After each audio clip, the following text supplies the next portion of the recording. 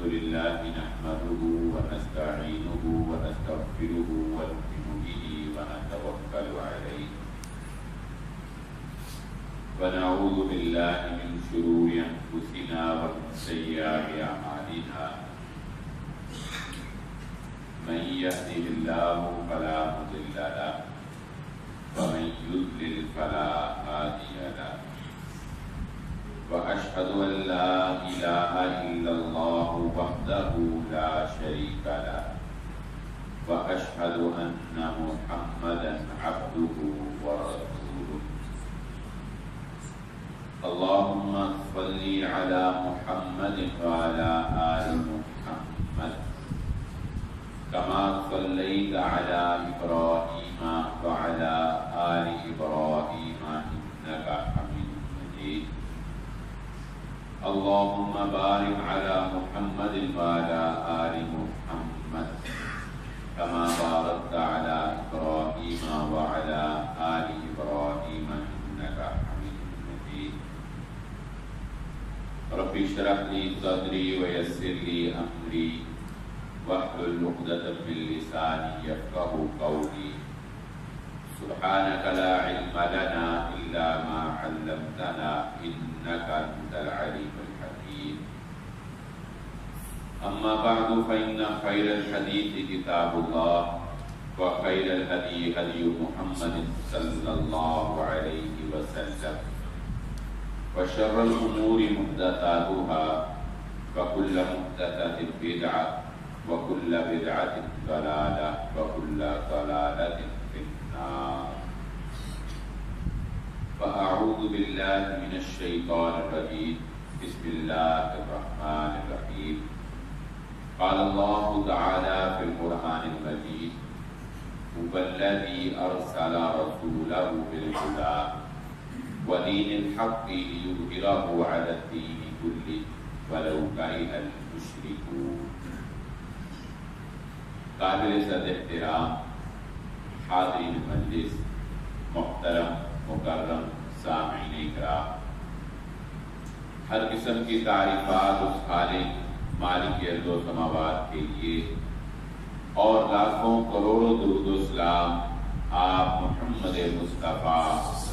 صلی اللہ علیہ وآلہ وسلم کی ذات اقدس کا۔ ہماری آج کی گفتگو ایک سادہ سے موضوع کے اوپر رکھی گئی ہے، لیکن زندگی کے اندر بہت زیادہ پیش آنے والا یہ معاملہ ہے جس کو بہت سی خرافات، بہت سے جھوٹے اور جعلی لوگوں نے اس میں اپنی مال اور لوگوں کو گمراہ کرنے کے لیے بہت سی خرافات اور بدعات کو جنم دے کے اس کو ایک عجیب سا معمہ بنا دیا ہے۔ میری مراد یہ ہے کہ رسول اللہ صلی اللہ علیہ وآلہ وسلم نے ایک مسلمان کو اپنے اہم امور سر انجام دینے کے لیے اللہ رب العزت سے مشورہ کرنے یا اللہ رب العزت سے دعا کرنے کا ایک طریقہ سکھایا ہے جسے ہم استخارہ کے نام سے جانتے ہیں۔ استخارہ کرنا شریعت میں کیا ہے، کیوں کیا جاتا ہے، آج ہم اس بارے میں جاننے کی کوشش کریں گے۔ اللہ تعالی ہمیں صحیح دین سمجھ کر اس پر عمل کرنے کی توفیق عطا فرمائے۔ اس کی اہمیت کا اندازہ اس بات سے لگایا جا سکتا ہے کہ صحابی رسول صلی اللہ علیہ وآلہ وسلم فرماتے ہیں کہ استخارے کی دعا رسول اللہ صلی اللہ علیہ وآلہ وسلم ہمیں اتنی تاکید کے ساتھ اور اتنی اہتمام کے ساتھ یاد کرواتے تھے، اتنے اہتمام کے ساتھ سکھاتے تھے کہ جس طرح گویا کہ آپ قرآن مجید کی کوئی آیت جو ہے وہ ہمیں یاد کروا رہے ہوں، یعنی جس طرح قرآن جو ہے وہ اہتمام اور سلیقے کے ساتھ رسول اللہ صلی اللہ علیہ وآلہ وسلم صحابہ کو سکھاتے تھے، اس طرح وہ کہتے ہیں کہ دعائے استخارہ جو ہے یہ رسول اللہ صلی اللہ علیہ وآلہ وسلم نے ہمیں سکھائی ہے۔ استخارے کا معنی کیا ہوتا ہے؟ استخارہ کہتے ہیں خیر طلب کرنا.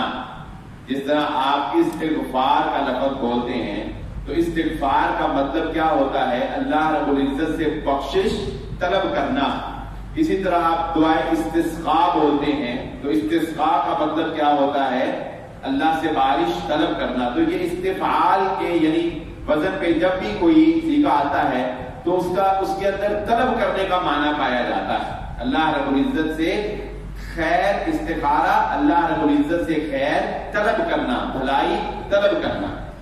اب یہ بھلائی طلب کرنا، یہ خیر طلب کرنا کیا ہے کہ انسان جب بھی کوئی جائز کام کرنے لگے،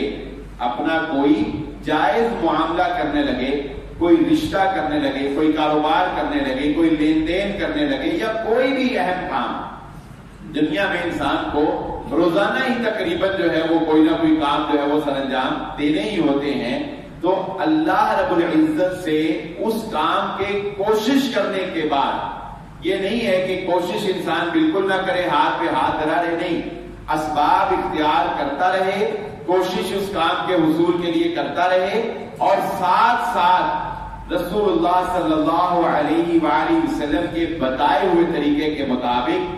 2 نفل نماز ادا کر کے 2 رکعت، اور اس کی نیت اور دل میں ارادہ یہی ہوگا کہ یہ 2 رکعت جو ہے یہ استخارے کے لیے پڑھے جانے لگے.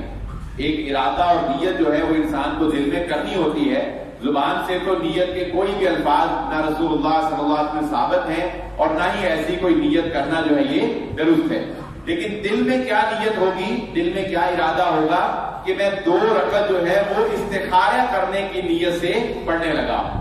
اور کسی بھی وقت یہ ایک تصور جو ہے، آج اس کو کلیئر کر لیجیے، استخارے کے متعلق غلط تصورات بہت زیادہ ہے. صحیح طریقہ استخارہ تو بہت مختصر سا ہے، لیکن غلط تصورات اتنے ہیں. جیسا کہ مثال کے طور پہ ہمارے ہاں استخارے کے متعلق یہ تصور پایا جاتا ہے کہ استخارہ رات کے وقت سونے سے پہلے ہی کیا جاتا ہے. ایسا کوئی تصور، ایسی کوئی قید شریعت نے استخارے کے ساتھ منسلک نہیں کی ہے. اسی طرح استخارے کے متعلق یہ بھی تصور پایا جاتا ہے کہ شاید استخارہ کرنے کے بعد انسان کو رات کو کسی سے بات کیے بغیر سو جانا ہے بستر کے اوپر، اور اسے رات کو استخارے کا جو بھی رزلٹ ہے، جو بھی اللہ رب العزت کی جانب سے رزلٹ ہے، فیصلہ ہے صحیح یا غلط کا، تو خواب کی صورت کے اندر اس کو استخارے کا جواب جو ہے وہ دکھا دیا جائے گا. یہ عام طور پہ تصور پایا جاتا ہے. اس بات کو کلیئر کر لیں، استخارے کے 2 نفل ہیں. طریقہ کار ان کا سادہ بالکل، کہ جس طرح عام آپ 2 نفل پڑھتے ہیں، اس طرح 2 نفل ادا کرنے کے بعد سلام پھیر لینا ہے. سلام پھیرنے کے بعد جو دعا کا اسلوب ہے، جو کہ میں نے آپ کو ایک مکمل تفصیلی درس میں سمجھایا تھا کہ دعا کا ایک طریقہ اور اسلوب یہ ہے کہ سب سے پہلے اللہ کی تعریف کی جائے، اس کے بعد محمد رسول اللہ صلی اللہ علیہ وآلہ وسلم پر درود پڑھا جائے، اور اس کے بعد دعا مانگی جائے. تو اسی ترتیب کے ساتھ دعا مانگی جائے، اور اس دعا میں دعائے استخارہ جو ہے وہ پڑھی جائے. بس یہ دعائے، یہ استخارے کا طریقہ ہے. اور اس کے لیے کوئی قید نہیں ہے کہ یہ رات کو کیا جائے، یہ دن کو کیا جائے، یہ شام کو کیا جائے. البتہ جو ممنوع اوقات ہیں، جو ممنوع اوقات ہیں جن میں کہ رسول اللہ صلی اللہ علیہ وآلہ وسلم نے سجدہ کرنے سے بھی منع فرمایا ہے، یعنی ان میں آپ کوئی بھی نوافل ادا نہیں کر سکتے. وہ طلوع آفتاب ہے، وہ جو ہے وہ خط استوا جسے ہم عام طور پہ زوال کہتے ہیں وہ وقت ہے، یا غروب آفتاب ہے. تو جو ممنوع اوقات ہیں ان میں آپ جو ہے یہ نہ کریں، یعنی یہ نوافل جو ہے نہیں پڑھ سکتے. اس کے علاوہ کسی بھی وقت جو ہے آپ نفل پڑھ کے سلام پھیرنے کے بعد یہ دعا پڑھ سکتے ہیں. دعائے استخارہ کا کوئی تعلق رات کو، یا استخارے کا کوئی تعلق جو ہے وہ رات کو خواب کے آنے سے نہیں ہے. خواب ایک حقیقت ہے جس سے انکار نہیں کیا جا سکتا. 3 طرح کے خواب ہوتے ہیں، ایک سچے خواب، دوسرے شیطانی خواب، اور تیسرے خیالی خواب، پراگندہ خیالات۔ یہ تین قسم کے خواب ہوتے ہیں۔ رسول اللہ صلی اللہ علیہ وآلہ وسلم نے خوابوں کی حقیقت بیان کرتے ہوئے یہ بات ارشاد فرمائی ہے کہ نبوت ختم ہو گئی مگر نبوت کا 40واں حصہ جو کہ سچے خوابوں کی صورت میں ہے وہ باقی رہے گا۔ تو خواب کا تعلق استخارہ کرنے نہ کرنے سے نہیں ہے، بغیر استخارے کے بھی خواب آ جاتا ہے۔ بغیر استخارے کے کیا خواب نہیں آتے؟ آپ بغیر استخارہ کرنے کے بھی انسانوں کو خواب آتے ہیں، اور یہ ضروری نہیں ہوتا کہ سچے خواب جو ہے وہ مسلمانوں کو ہی آئیں یا نیک لوگوں کو ہی آئیں۔ سچے خواب جو ہے حضرت یوسف علیہ السلام کے دور میں بادشاہ کو خواب آیا تھا، بادشاہ کو خواب آیا تھا، تو وہ اس وقت کا فرعون، اس وقت کا وہ خدا تھا، وہ تو بعد میں پھر حضرت موسیٰ علیہ السلام، حضرت یوسف علیہ السلام کی تعلیمات سے وہاں توحید عام ہوئی۔ تو یہ خواب کا آنا، اس کا تعلق جو ہے وہ نیکی یا تقوی سے بھی نہیں ہے، ہاں لیکن نیکوکار لوگوں اور تقوی والے لوگوں کو اللہ رب العزت جلد از جلد جو ہے وہ سچے خوابوں کے ذریعے سے متنبع کر دیتا ہے۔ تو یہ تصور نکال دیجیے۔ دوسرا تصور جو استخارے کے بارے میں ہمارے ذہنوں کے اندر پایا جاتا ہے، اس کو بھی صاف اور کلیئر کرنے کی ضرورت ہے۔ وہ یہ ہے کہ شاید استخارہ غیب جاننے کا کوئی ذریعہ ہے۔ شاید کہ استخارہ بہت سے لوگ جو ہیں وہ میڈیا کے اوپر بیٹھے ہوئے، ٹی وی کے اوپر بیٹھے ہوئے، اور جو ہے وہ اس طرح کے شوز جو ہے وہ بیٹھے ہوئے کہتے ہیں کہ جی آپ ہمیں اپنی ماں کا نام بتائیں، اپنی ڈیٹ آف برتھ جو ہے وہ بتائیں، اپنے نام، اپنا اوریجنل نام جو ہے وہ بتائیں، اور پھر فٹافٹ وہ لوگ جو ہیں ان نام کے حروف کے ساتھ، آپ کی والدہ کے حروف کے ساتھ اور تاریخ پیدائش کے ساتھ وہ ایک ذائقہ سا بناتے ہیں اور پتہ نہیں کیا وہ نندر منتر کرتے ہیں، اور اس کو کرنے کے بعد جو ہے وہ فوراً ہی بتا دیتے ہیں کہ جی آپ کے لیے یہ کام کرنا غلط ہے یا کہ صحیح۔ یہ سب فراڈ، یہ سب کیا ہے؟ یہ سب فراڈ، یہ سب دھوکے بازی۔ اور اسی طرح ایک اور بات کی بھی آج میں وضاحت کر دوں، اکثر لوگ اس سے لاعلم ہوتے ہیں، یہ علم الاعداد والے جو ہیں، جو کہ آپ کے نام یا آپ کی والدہ کے نام کے حروف کے اعتبار سے پھر اندازہ لگا کر بتاتے ہیں کہ آپ فلاں طرح کا پتھر پہنیں یا فلاں ذکر کریں یا فلاں عمل یا فلاں وظیفہ کریں تو آپ کا یہ کام ہو جائے گا۔ یہ بھی سب بدعات اور خرافات۔ علم الاعداد کیا ہے، میں اس کی تھوڑی سی آپ کو وضاحت کر دیتا ہوں۔ آپ نے عام طور پہ یہ تصور دیکھا ہوگا کہ لوگ بڑے شوق سے 786 نمبر جو ہے 786 کا جو نمبر ہے، یہ 786 نمبر لوگ بڑے شوق سے موٹر سائیکلوں کے لیے، اپنی گاڑیوں کے لیے خریدتے ہیں، اور اسی طرح جو ہے بلڈنگز کے اوپر جو ہے وہ 786 جو ہے وہ لکھا جاتا ہے۔ یہ ایک غلط تصور، شیطانی تصور ہے جو ذہنوں کے اندر بٹھا دیا گیا۔ اب 786 جو ہے اس کے بارے میں تصور کیا ہے کہ یہ بسم اللہ الرحمن الرحیم کا خلاصہ ہے۔ 786 کیا ہے؟ یہ بسم اللہ الرحمن الرحیم کا خلاصہ ہے۔ اب یہ 786 بسم اللہ الرحمن الرحیم کا خلاصہ کیسے بن گیا؟ جبکہ وہ تو ایک میتھ کے حروف ہیں، ایک کاؤنٹنگ ہے، اور بسم اللہ الرحمن الرحیم تو پوری ایک عربی کی قرآن مجید کی عبارت ہے، قرآن مجید کی آیت ہے، تو پھر یہ اس کا خلاصہ کیسے بن گیا؟ تو اس کا طریقہ کار ان جہالاء نے یہ نکالا ہوا ہے کہ انہوں نے عربی کے جو حروف ہیں، الف با تا ثا جیم ہا فا دال دال، یہ جو پوری تختی ہے نا عربی کے حروف کی، ان کو انہوں نے کاؤنٹنگ میں نمبر دے دیے۔ مثلا انہوں نے کہا الف جو ہے اس کے 2 نمبر، با جو ہے اس کے 5 نمبر، تا جو ہے اس کے 10 نمبر، جیم جو ہے اس کے 15 نمبر، اس طرح نمبرنگ دے دی خود سے ہی۔ اور اب پھر کیا، بسم اللہ الرحمن الرحیم کو لکھ لو، با کے 2 جمع کر لو، سین کے 5 جمع کر لو، میم کے 10 جمع کر لو، تو ان بسم اللہ الرحمن الرحیم کے جتنے بھی حروف ہیں ان کے اگینسٹ جتنے عدد بنتے ہیں ان کو جمع کرنے کے بعد جو ہندسہ آتا ہے وہ 786 آتا ہے۔ لہذا انہوں نے کہہ دیا کہ یہ 786 جو ہے یہ بسم اللہ الرحمن الرحیم کا متبادل ہے۔ اب وہ پھر ایک اور شیطان جو ہے نا وہ بڑے طریقے سے جو ہے وہ گائیڈ کرتا ہے، پھر بتانے والے یہ ایک بہانہ کرتے ہیں کہ جی اگر آپ پوری بسم اللہ الرحمن الرحیم لکھیں گے تو اس سے بسم اللہ الرحمن الرحیم کی بےادبی بھی ہوگی کہ آپ کسی سادہ کاغذ پہ لکھتے ہیں تو وہ کاغذ جو ہے وہ کہیں گرتا پھرے گا، اور بسم اللہ الرحمن الرحیم لکھنا بھی مشکل ہے، آدمی سے لکھا نہیں جاتا، لہذا آپ 786 لکھ لیں تو یہ کام جو ہے یہ بہت ہی آسان ہے، اور یہ ایسے ہی ہے جیسے کہ بسم اللہ الرحمن الرحیم ہے۔ تو یہ سب خرافات رسول اللہ صلی اللہ علیہ وآلہ وسلم سے، صحابہ اکرام سے ایسا کوئی علم الاعداد جو ہے یہ ثابت نہیں ہے، یہ سب خرافات اور شیطانی اعمال ہیں کہ جن کے اندر انسانوں کو استخارے کے نام کے اوپر جو ہے وہ دلسا دیا گیا۔ تو استخارے کا تعلق قطعاً غیب کے کسی علم سے نہیں، اور یہ تصور ہی غلط ہے، یاد رکھ لیجیے، یہ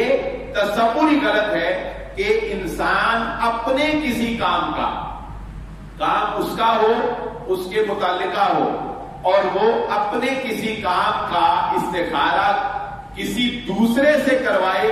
ایسا کروانا ہی غلط ہے، اس لیے کہ رسول اللہ صلی اللہ علیہ وسلم استخارہ ایک عبادت ہے،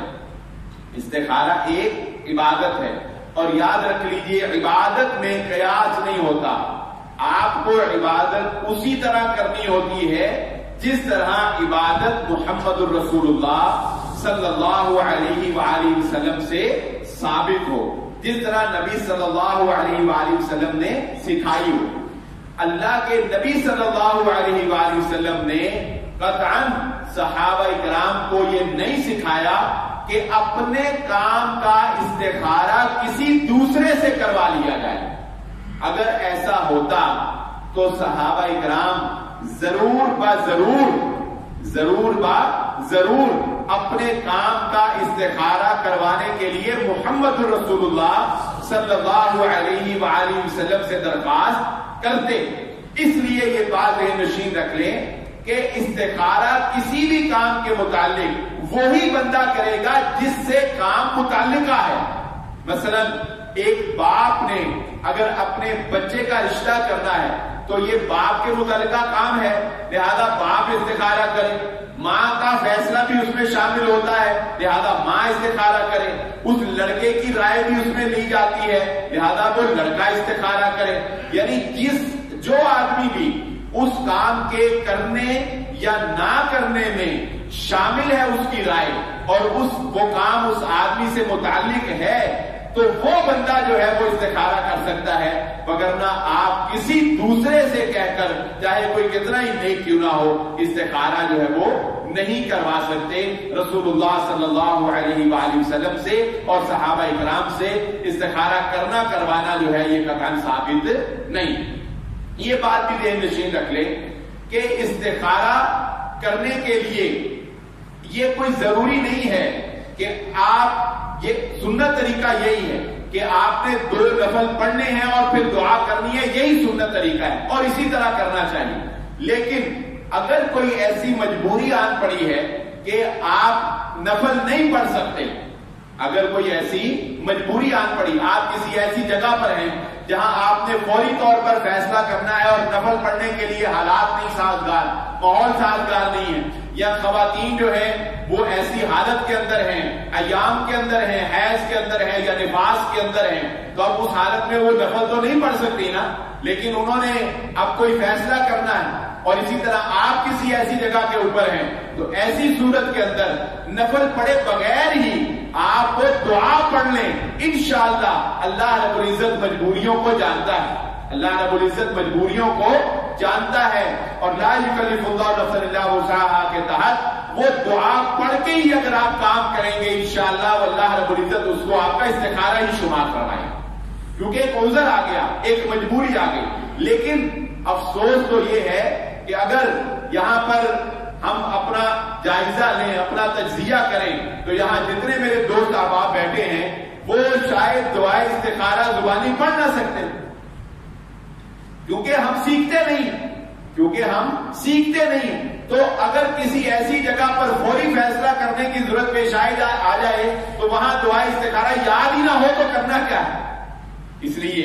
آج سب سے پہلا کام یہ کریں آج یہاں سے جانے کے بعد کہ خود بھی اور گھر کے ہر فرد کو بھی یہ دعا اسی طرح سکھائیں جس طرح کہ آپ ان کو نماز کا کوئی درس سکھاتے ہیں، جس طرح کہ آپ ان کو قرآن کی کوئی آخری صورتیں جو ہے وہ سکھاتے ہیں۔ سب سے پہلا کام آج یہ کریں کہ اپنے گھر جا کر خود بھی اور اپنے بچوں کو بھی یہ استخارے کی دعا، اللہم انی استخیرک بعلمک واستقدرک بقدرتک، یہ پوری لمبی دعا ہے، یہ دعا جو ہے یہ آپ نے لازماً سکھانی ہے تاکہ موقع بہ موقع جو ہے وہ اس کو پڑھ کر جو ہے وہ فیصلہ کر سکے۔ اب دیکھیے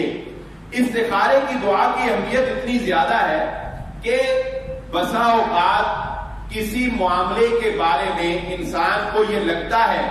کہ یہ معاملہ 100% درست ہے۔ بسا اوقات کسی معاملے میں انسان تذبذب کا شکار ہوتا ہے،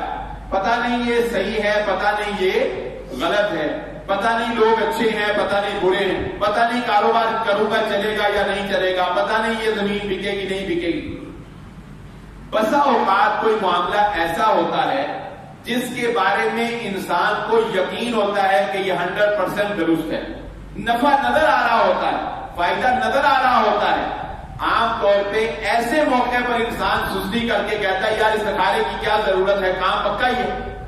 استخارے کی کیا ضرورت۔ میں آپ کو ایک مثال سے سمجھا دیتا ہوں کہ پکے کاموں میں بھی استخارہ کیا جاتا ہے۔ رسول اللہ صلی اللہ علیہ وآلہ وسلم نے، جو کہ بعد میں آپ کی زوجہ بن گئی، حضرت زینب رضی اللہ تعالی عنہا کو اپنے لیے نکاح کا پیغام بھیجا۔ اب آپ مجھے بتائیں کسی عورت کو محمد صلی اللہ علیہ وآلہ وسلم نکاح کا پیغام بھیجیں تو کیا یہ انکار کرنے کا سوچا بھی جا سکتا ہے؟ پکا ہی ہے نا، پکا کام ہے، انکار کا کوئی پہلو، بلکہ اس سے بڑی خوش نصیبی اور کیا ہو سکتی، اس کے تو بخت جاتے۔ لیکن جب حضرت زینب رضی اللہ تعالی عنہ کو رسول اللہ صلی اللہ علیہ وآلہ وسلم کی جانب سے نکاح کا پیغام بھیجا گیا تو جانتے انہوں نے کیا کہا؟ انہوں نے کہا کہ میں پہلے اپنے اللہ سے مشورہ کروں گی، اس کے بعد تمہیں جواب دوں۔ میں پہلے اللہ سے مشورہ کروں گی، اس کے بعد تمہیں جواب۔ اللہ سے مشورہ کرنے کا کیا مطلب؟ اللہ سے مشورہ کرنے کا مطلب یہی کہ پہلے استخارہ کروں گی اور اس کے بعد جو ہے وہ تمہیں جواب دوں گی۔ چنانچہ انہوں نے استخارہ کر کے اس کے بعد محمد الرسول اللہ صلی اللہ علیہ وآلہ وسلم سے رشتہ کا جو ہے وہ ہاں کی اور پھر نبی صلی اللہ علیہ وآلہ وسلم کی زوجیت میں وہ چلی گئی۔ اب استخارے کے معاملے میں ایک اور بڑا تذبذب اور کنفیوژن جو ہے وہ ذہنوں کے اندر رہتی ہے کہ استخارہ ہم کرتے تو ہیں، استخارہ ہم کرتے تو، لیکن اس کا رزلٹ ہمیں کیسے پتا چلتا ہے؟ اس کا رزلٹ ہمیں کیسے پتا چلتا ہے؟ تو ذہن نشین رکھ لیجیے یہ بات کہ استخارے کی دعا کا مطلب یہ اللہم انی استخیرک بقدرتک، اے اللہ میں تجھ سے خیر کا طلبگار ہوں۔ اور آگے جا کے لمبی دعا ہے، میں آپ کو اختصار سے اس کا جو ہے وہ شارٹ جو بتا دیتا ہوں کہ اے اللہ اگر یہ کام ان ھذا الامر خیر لی، اگر یہ امر کی جگہ اگر آپ کو عربی آتی ہے تو آپ نام بھی لے سکتے ہیں، مثلا اگر آپ کو لین دین سودا کرنے لگے ہیں آپ کہہ سکتے ہیں ان ھذا البیع، اگر آپ سفر کرنے لگے آپ کہہ سکتے ہیں ان ھذا السفر، یعنی کوئی اگر گاڑی خریدنے لگے ان ھذہ السیارہ، تو اگر آپ کو عربی کا وہ لفظ آتا ہے تو آپ وہ لفظ کہہ سکتے ہیں، لیکن اگر لفظ نہیں بھی آتا تو امر کا معنی ہوتا ہے کوئی بھی معاملہ، تو آپ یہ کہہ دیں ان ھذا الامر، اللہ یہ معاملہ، اور وہ معاملہ آپ کے دل میں ہوگا، خیر لی میرے لیے بہتر ہے، ان ھذا الامر خیر لی، اللہ اگر یہ معاملہ میرے لیے بہتر ہے، فاخترہ لی، تو اس کام کو میرے لیے آسان کر دے، قدرت دے دے مجھے اس پر، ویسر لی، اس کام کو میرے لیے آسان کر دے۔ اچھا خیر لی میں یہ بڑی اہم بات ہے، خیر لی فی دینی و معاشی و عاقبت امری، آپ اللہ تعالیٰ سے دعا کرتے ہیں اللہ اگر یہ کام میرے دین میں، میری آخرت میں اور میرے دنیاوی معاش میں میرے لیے بہتر ہے۔ اگر کتنی جامع دعا ہے، کوئی بھی کام کرنے سے پہلے آپ کہتے ہیں اللہ اگر یہ کام میرے لیے دینی اعتبار سے، معاشی اعتبار سے اور اخروی اعتبار سے بہتر ہے تو فاقدروا لی ویسروا لی ثم بارک لی فی، پھر اس کام کو مجھے قدرت بھی دے دے، اس کام کو میرے لیے آسان بھی کر دے، پھر اس کام میں میرے لیے برکت بھی پیدا فرما دے۔ وَأَنَّ هَذَا الْأَمْرَ شَرٌّ لِّي، اور اگر یہ کام میرے لیے بہتر ہے، برا ہے، اگر یہ کام میرے لیے شر کا باعث ہے، فی دینی و معاشی و عاقبت امری، دینی اعتبار سے، معاشی اعتبار سے اور اخروی اعتبار سے، تو کیا کر فاصرف عنی فاصرفنی عنہ، اس کام کو مجھ سے دور کر دے اور مجھے اس کام سے دور کر دے، اس کام کو مجھ سے پھیر دے، فاصرف عنی فاصرفنی عنہ فاقدر لی الخیر حیث کان، اور مجھے اس کے متبادل وہ کام تک رسائی پہنچا دے جو اس سے بہتر ہے، اس کام کو مجھ سے پھیر دے، دور کر دے اور اس کام تک رسائی کر دے جو کام میرے لیے کیا ہے، بہتر ہے، اور پھر مجھے اس کام پر راضی بھی کر دے، مجھے اس کام یعنی میرا دل جو ہے وہ بھی اس کام پر راضی ہو جائے۔ اب آپ اندازہ لگائیے، عام طور پر ایسے ہی ہوتا ہے کہ انسان جس چیز کو اپنے لیے پسند کر لیتا ہے، انسان جس چیز کو اپنے لیے پسند کر لیتا ہے، انسان کہتا ہے یہ مجھے کیوں نہیں مل رہی، یہ ملنی چاہیے مجھے، وہ استخارے کرتا بھی رہے تب بھی دل، لیکن وہ مل نہیں رہی ہوتی، کیوں؟ کیونکہ انسان سمجھ رہا ہوتا ہے کہ یہ میرے لیے بہتر ہے، لیکن اللہ رب العزت کو پتا ہے کہ یہ میرے بندے کے لیے بہتر نہیں۔ اللہ تعالیٰ ایسے اسباب پیدا فرما دیتے ہیں، اللہ تعالیٰ ایسے ذرائع پیدا فرما دیتے ہیں کہ باوجود کوشش کے انسان اس کام تک رسائی حاصل نہیں کر سکتا۔ تو جب استخارہ کر کے کسی کام تک رسائی حاصل نہ ہو تو سمجھ لو کہ اللہ رب العزت نے اس استخارے کی برکت سے تمہیں اس کام سے بچا لیا، وہ کام تمہارے لیے بہتر ہی نہیں۔ اور اسی طرح استخارہ کرنے کے بعد بسا اوقات خود انسان کا دلی میلان، خود انسان کا دل جو ہے وہ یا تو اس کام کے، اگر وہ کام بہتر ہو تو اس کام کے کرنے کی طرف مائل ہو جاتا ہے، اور اگر وہ کام بہتر نہ ہو تو استخارہ کرنے کے بعد خود ہی انسان کا دل جو ہے وہ اس کام سے دور ہو جاتا ہے، کیونکہ دعا جو کی ہوتی ہے اللہ رب العزت سے کہ اللہ اس کام کو مجھ سے اور مجھے اس کام سے پھیر دے، اور اگر بہتر ہے تو مجھے اس پر قدرت عطا فرما دے، اس کام پر میری رسائی جو ہے وہ ہو جائے۔ تو اگر استخارہ کرنے کے بعد انسان کا دلی میلان، اطمینان اس کام کی طرف ہو تو اس کو قدم بڑھاتے رہنا چاہیے، اور اگر وہ بہتر ہوگا تو انسان کو رسائی مل جائے گی، اور اگر بہتر نہیں ہوگا تو اللہ رب العزت اس کے دل کو خود ہی اس کی طرف سے دور فرما دے۔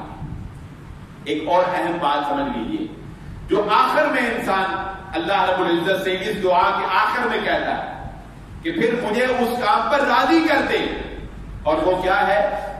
کہ استخارہ آپ نے کیا، اور ہاں استخارہ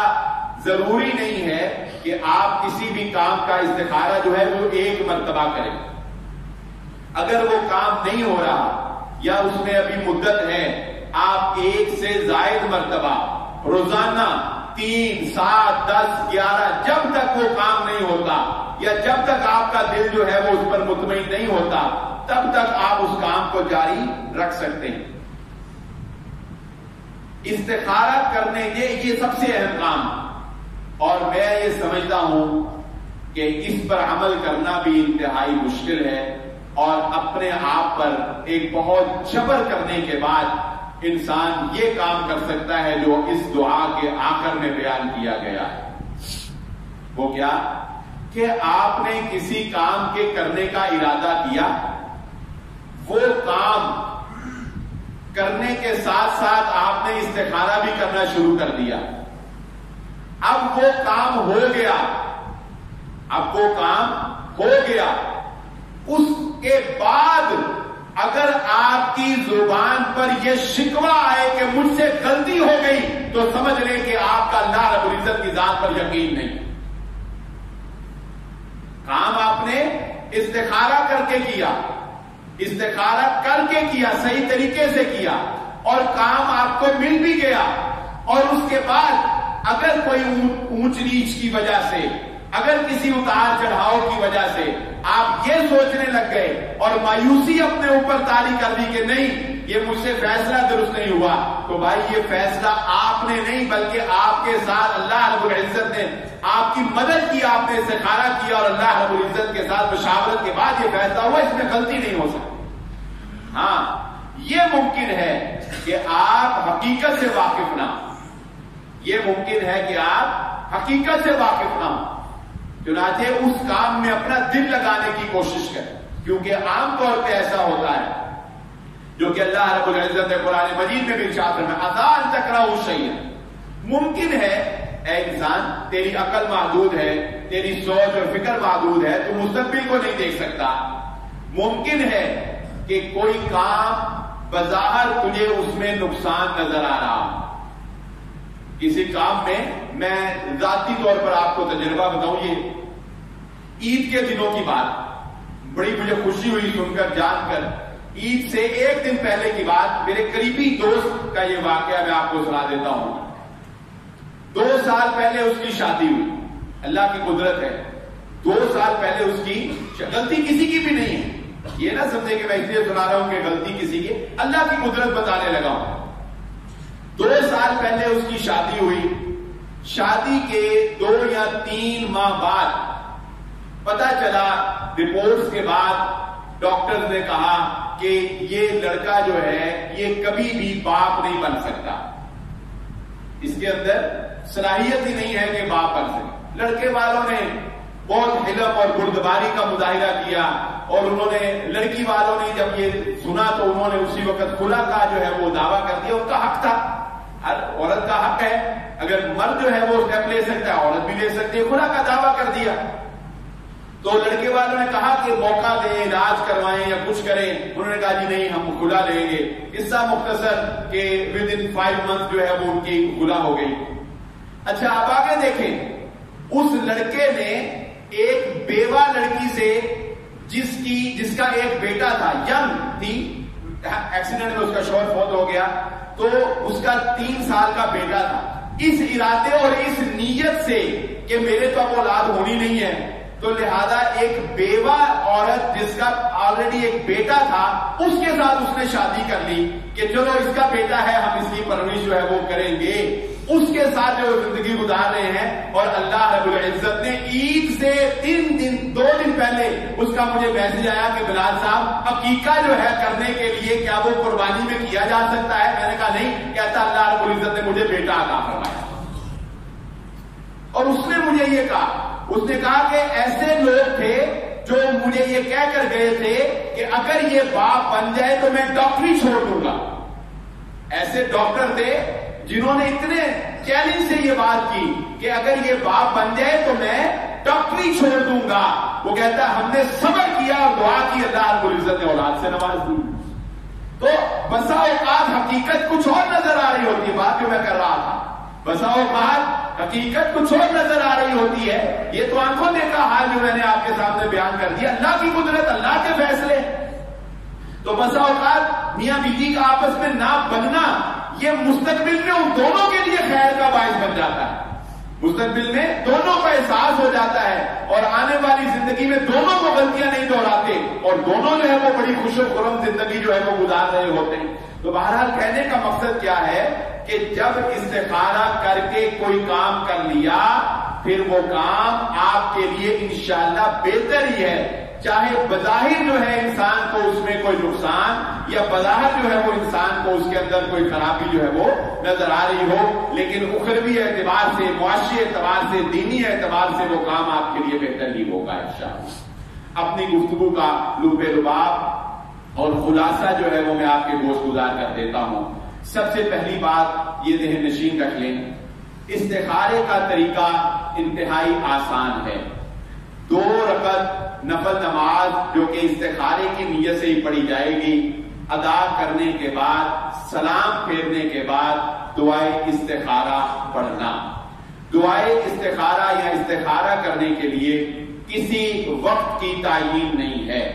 سوائے ممنوعہ اوقات کے آپ کسی بھی وقت یہ دعا پڑھ سکتے ہیں۔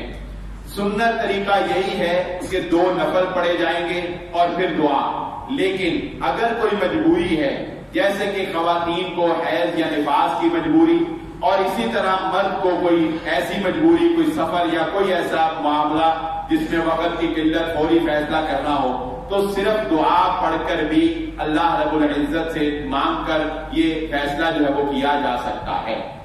نمبر 2 بات، استخارے کے وہ طریقے جو مارکیٹ میں پھیلے ہوئے ہیں کہ ماں کا نام بتاؤ اور ابھی جو ہے وہ فیصلہ لے لو، اور اپنا نام اور علم اپنے نام کے حروف جو ہے وہ بتاؤ، اپنی تاریخ پیدائش بتاؤ، اور اس کے بعد جو ہے وہ علم العادات کے ذریعے سے یا تمہارا جو ہے وہ جو ہے لکی نمبر یہ ہے، یا تمہارا لکی سٹون جو ہے وہ یہ ہے، یا لکی ڈے یہ ہے، اس طرح کے خرافات فوری جو بتا دیتے ہیں، یہ سب خرافات، بدعات اور شیطانی ہتھ کنڈے ہیں. ایسا کوئی استخارہ نہ شریعت نے سکھایا ہے، نہ ایسا کوئی استخارہ ہے. استخارہ خود کیا جائے گا، اپنے کام کے معاملے کا استخارہ خود کیا جائے گا. رسول اللہ صلی اللہ علیہ وآلہ وسلم سے یا صحابہ اکرام سے اپنے کام کا استخارہ کسی دوسرے سے کروانا یہ قطعاً ثابت نہیں ہے. جس کا معاملہ ہے وہی وہ استخارہ کرے گا. استخارے کا تعلق قطعاً خواب کے ساتھ بالکل نہیں، بالکل کوئی سنت سے، کسی حدیث میں، کسی صحابہ کے آثار میں یہ ثابت نہیں ہے کہ استخارہ کرنے کے بعد اگر سو جاؤ تو خواب میں تمہیں جو ہے وہ نظر آ جائے گا. خواب ویسے ہی تعبیر کا حامل ہوتا ہے، اور تعبیر جو ہے وہ کرنا ایک جان جوکھوں کا کام ہے. تعبیر کبھی بھی پختہ نہیں ہوتی، یقینی نہیں ہوتی، کیونکہ وحی کے ذریعے سے تو نہیں نہ بتا سکتی. پختہ اور یقینی علم تو صرف وحی کا علم ہے. اس کے علاوہ اگر کوئی خواب کی تعبیر کرتا بھی ہے، وہ اس کا ایک اندازہ ہو سکتا ہے، وہ یقینی بات نہیں ہو سکتی. استخارے کا تعلق جو ہے وہ قطعاً خواب کے ساتھ نہیں ہے. اور آخر میں یہ بات بھی آپ کے میں نے ذہن میں ڈالی اور گوش گزار کی کہ استخارہ کا رزلٹ جو ہے، لوگ اس سے پریشان ہوتے ہیں کہ استخارے کا رزلٹ کیا ہوگا. رزلٹ یہی ہوگا کہ اگر وہ معاملہ بہتر ہوگا ہو جائے گا، نہیں ہوگا تو اللہ رب العزت اس سے آپ کی جان چھڑوا دے گا. اور جب استخارہ کرنے کے بعد کوئی معاملہ کر لیا تو اس کے بعد اس پر دلی طور پر راضی ہونا ہے، کیونکہ یہ اللہ رب العزت کی رضا اور اللہ رب العزت کے فیصلے کے ساتھ یہ کام ہوا ہے. اللہ رب العزت سے دعا ہے اللہ مجھے اور آپ کو صحیح دین کو سمجھنے کی اور اس پر عمل کرنے کی توفیق عطا فرمائے. وما علیہ